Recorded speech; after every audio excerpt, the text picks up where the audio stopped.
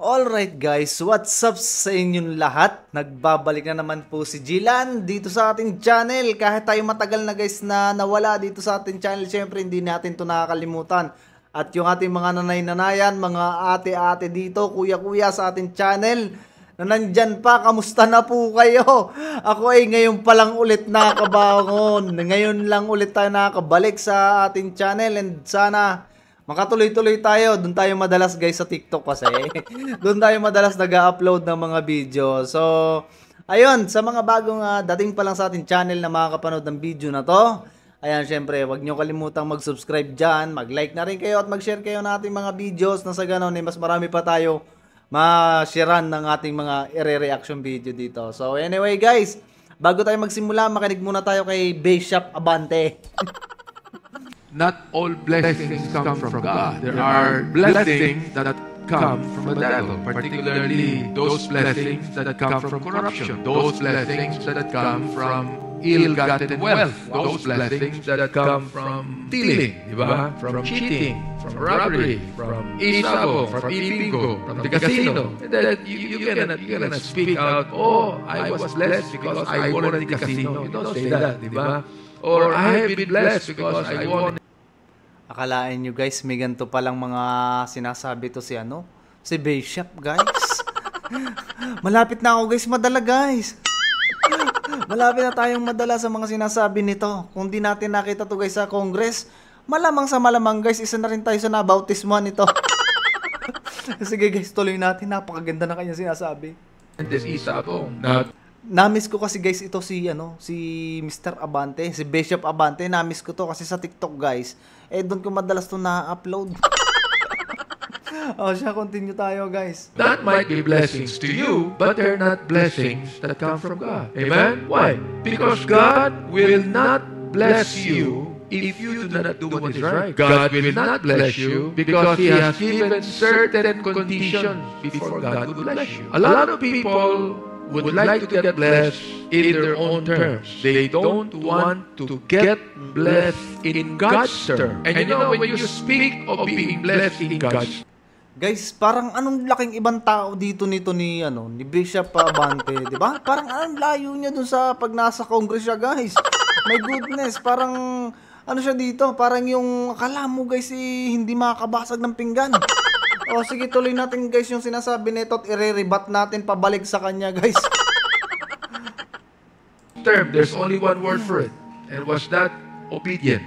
It's just like, in any family, in any disciplined family, your father will only give you something that you want if you obey him. If you do not obey him, it's stop. Now, that is okay. So ngayon guys, nagigets ko na kung bakit ito'y panayang ubay ng ubay doon sa Congress. Diba? Masunurin pala to si Bishop guys. Ito yung sobrang nag-viral guys itong si Abante na to dahil dyan sa Congress na yan. Diba? So, kita ninyo, napakagaling dito nito, napakaganda niyang mag-preach. Kahit ako, kayang-kaya ko mag-preach niyan eh. Please, follow Jesus Christ. Sige, continue natin guys. Human parent. Now much more to a divine Father, like the Heavenly Father, who says that He gives all the blessings that you need and you want in this world. Wow. Wow. Wow talaga guys. Medyo nakakatalab sa puso guys yung kanyang mga pinagsasabi. Baka ako'y ma-convert na nito ni Pastor Abante. But anyway guys, kita ninyo kung gaano ka nito ni Pastor Abante kung mag-preach. Ang tanong, may tao kaya nakikinig dito? Kasi sa kanya lang guys nakapokus, hindi pa nakikita yung kung may tao ba dyan na nakikinig o ano kaya ang church to guys, no? Hindi ko alam kung anong church na ito, hindi na natin just interest. Nako, my goodness. Ito lang guys, no? Kung totoo to na talagang sinasabi na sumusunod siya sa turo ng Diyos, tayo syempre guys, nagbabasa din tayo ng Biblia. Ang sabi doon guys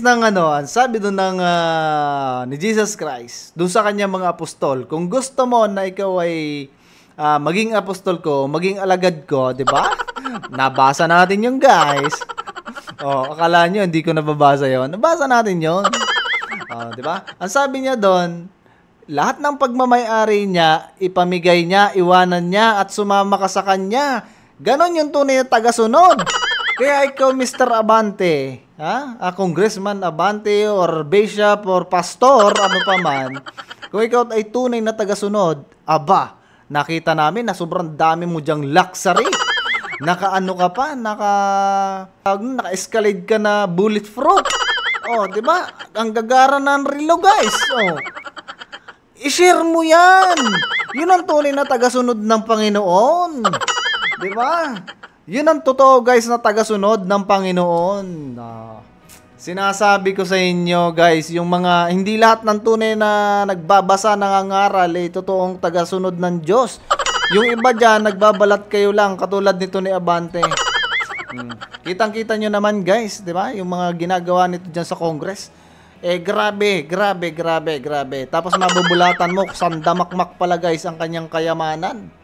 Sobrang naman yatang pinagpalato, guys. Sobrang pinagpalato si Bishop Abante. Sa biyaya dahil sa kanyang magandang pagsunod. Pagsunod kanino? Pagsunod kay Tambi? Kay Tambi Loslos? Sa Okay, guys. So, sunod natin, guys, dito yung ako'y medyo nababahala, guys, dito sa video na isusunod natin, no? Kasi ang nangyayari, guys, ngayon sa politika, no, ay hindi talaga hindi natin masasabi, guys, na maganda kasi kung mapapansin ninyo, yung mga dating may akusasyon about sa illegal drugs, abay sila ngayon, guys, ay nangunguna pa sa pagpapile ng COC. Sige, pakinggan natin, guys. Tapos na natin to si Pastor Abante. Siya, sige. Dito naman tayo sa kay Mr. Kerwin Espinosa. Ayan, Muling tatakbong alkalde ng Iloilo City ang nadawit noon sa narco list ng Duterte administration na si Jed Mabilog. Pati ang umunoy drug lord na si Kevin Espinosa, naghain na rin ng kandidatura sa pagka-mayor sa Albuera, Leyte. Nasa frontline ng balitang yan si Gary Leon. Akalain nyo, guys, no? Akalain nyo tong na to. Isipin ninyo, makakatakbo pa to, no? Makakatakbo pa sa pagiging mayor. Paano, guys, yung constituent nito, yung masasakupan nito, guys? Paano yun? Diba? Mahirap to, guys. Isipin nyo, nung panahon ni Pangulong Duterte, tumino ang mga politiko. No? Nabawasan ang korupsyon. Kasi, syempre, takot, matatanggal Ay ngayon, guys, tingin ko ito'y makakabalik. Kasi, syempre, maraming makinarya yan. Unang-una, syempre, kilala dyan yan sa lugar nila. Pero hindi natin sure, guys. So, pakinggan muna natin kung ano bang nangyari dito sa part nito. Kasama ang kanyang mga kaalyado, nagtungo kanina sa tanggapan ng COMELEC ang umano'y drug lord na si Kerwin Espinosa para maghain ng kanyang kandidatura sa pagka-alkalde ng Albuera, Leyte. Sinamahan din siya ng mga taga-suporta mula sa iba't ibang barangay. Anak si Kerwin ni dating Albuera Mayor Rolando Espinosa na napatay sa loob ng... Guys, ito ang nakakapagtaka, no? Ito yung nakakapagtaka. Paano nakalaya tong si Kerwin Espinosa, no? Dawit sa illegal drugs, no? At may kaso pa to, guys, na pag di ako nagkakamali, ay plunder yata, di ba? Isipin mo yon. May kinakaharap kang kaso, tapos makakatakbo ka sa distrito mo. Ay, nakakatakot yan, guys. Paano nangyari yun dito sa gobyerno na to ngayon? Ay, kakaiba, guys, tong gobyerno, no? Kakaiba itong pamahalaan natin, yung may mga aligasyon na ganyan. Nakakalaya. Ang dami, guys, pinalaya ngayon dyan sa panahon ni BBM. Ang dami mga pinalaya na may mga kaso about sa drugs. Ano nangyari? Continue natin. Kulungan noong 2016. Idinawit noon ni dating Pangulong Rodrigo Duterte ang mag-amang Espinosa sa iligal na droga sa Eastern Visayas. Nakasuhan noon si Kerwin dahil sa illegal drug trade pero naabsuelto. May kinakaharap pa siyang kaso kaugnay sa money laundering. Ano kayang nangyari dito, guys, no? Bakit ito ay naka-absuelto, no? Bakit ito ay nakalaya doon sa aligasyon na drugs na sa TikTok ko, guys, yung video natin about dyan kay Kerwin Espinosa, maraming nagko-comment dyan na taga ron sa kanila na totoo daw na ito ay sangkot nga daw sa illegal na droga. Pero paano to nakalaya, guys? Yan ang malaking tanong. Paano nakalaya to si Kerwin Espinosa?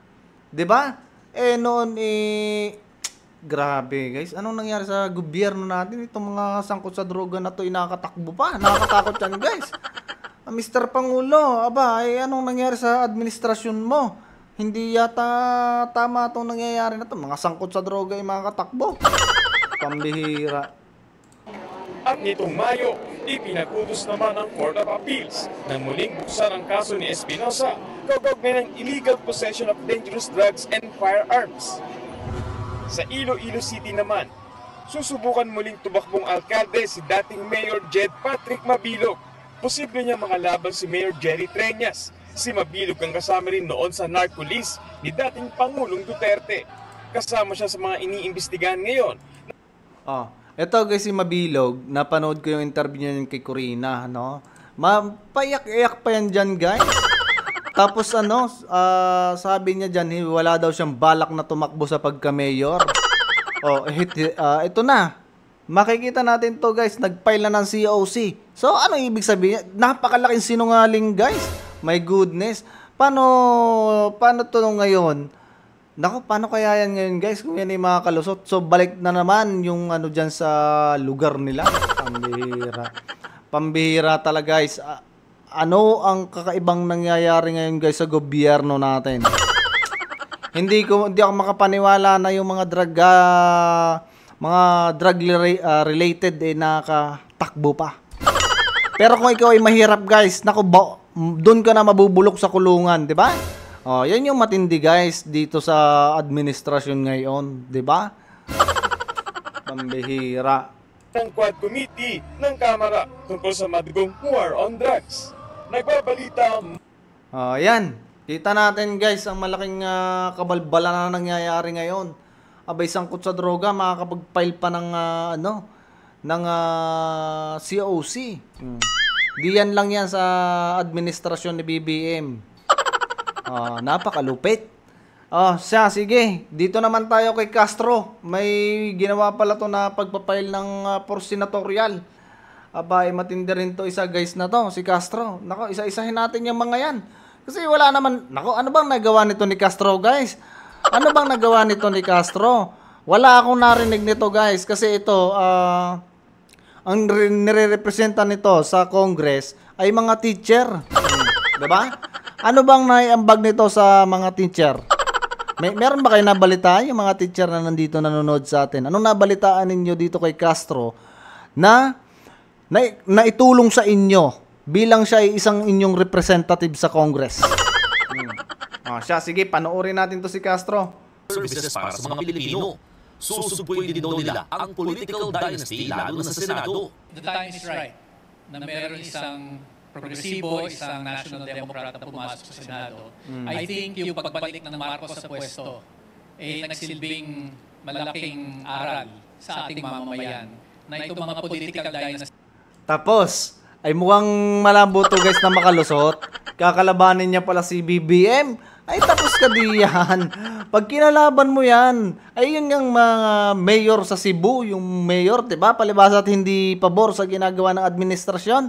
Ayun, tanggal, guys. Kahit na wala namang anomalyang ginagawa, narelieve sa posisyon Ganyan kalupit ang administrasyon na to. Sige, tuloy. Tingnan natin kung kaya mo yan si BBM. Na ito, kapag hindi mo talaga tinigil, hindi mo winakasan, babalik at babalik. No, Bukod kay dating Congressman Ted Casino Tiza Masa, kasama rin sa kanilang hanay si Gabriela Party List Congresswoman Arlene Brosas. Ito, si Arlene Brosas na to. Isa pa rin to, guys, na kainaman. Ano ba naipasang batas nito bilang isang kongresista? Paki-inform naman ako, guys, kasi wala akong nabalita din sa mga to na naipasang batas Kasi ang obligasyon ng mga yan sa Congress, magbalangkas ng batas. Pero ang ginawa nila, busisiin yung kay OBP na budget. Kahit naman yung COA, meron ng findings na report. Ayaw pang maniwala ng mga tulonggis na to. My goodness. Sige, tuloy. At ACT Teachers Party List Representative Franz Castro, nabubuwagi naman daw ang confidential funds sakaling manalo. Kita mo yan, anak ng tupaklong. Kaya pala tatakboy para lang buwagin yung confidential fund ng OBP. Anong klaseng plataforma yan, guys? Anong nangyayari dito kay Castro? Isa pa, convicted tong hapak na to. Bakit ito hindi nakukulong? Aba, way kung yan mahirap, guys. Sigurado, kulong na yan. Ay bakit ito convicted na, may kaso, child abuse. Ay bakit hindi pa nakukulong, guys? Diba? Anong nangyari sa ating mga kapulisan? Anong nangyari sa ating hudikatura at hindi ito pinupurso na makulong? Ay, tapos tayo diyan. Sige, Castro. Nakita niyo naman po yung naging trial natin doon sa confidential funds ng Office of the Vice President. Lalo-lalo na kay Vice President Sara Duterte na napatunayan naman natin na merong misuse, illegal, at nagkaroon ng notice of disallowance. Kaya kita mo yan? Yung notice of disallowance, pinaliwanag na yan, guys, nung COA. Ayaw pa nga nilang maniwala, guys, kasi hindi ka paniwala pagka kasi hindi sang-ayon sa kanila, ayaw nilang maniwala. Tapos makukontempt of court, makukontempt ka pa. Isipin mo yun, ganun kalupit itong mga to. Abusive of power, guys, ang ginagawa na yung mga sa Congress. Tuloy, Castro. no po tayo sa confidential funds. Bawal po ang pusit kapag ako po ay naging senador. Isipin mo yun, guys, bawal daw ang pusit.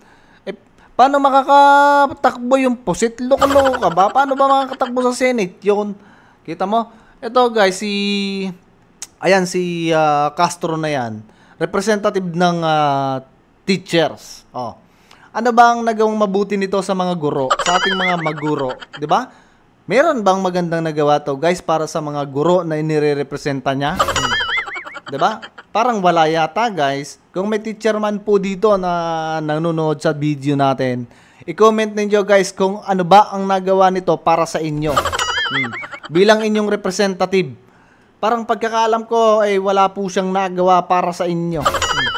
Kasi nakita ko po yung report, no? Nakita ko yung report about sa mga utang ng teacher. Napakalaki. Billion po ang utang ng mga teacher sa GSIS. So, itong representative nyo na to, guys, na si Castro, wala itong magandang nagawang programa para sa inyo. Kita ninyo yan? Tapos ngayon, may balak pang tumakbo sa Senate. Naloko na, guys. Ang dami na nga mga luko-luko dun sa Senate. Dadagdag pa to. Maraming dapat, guys, magkandawala na yan, party list na yan.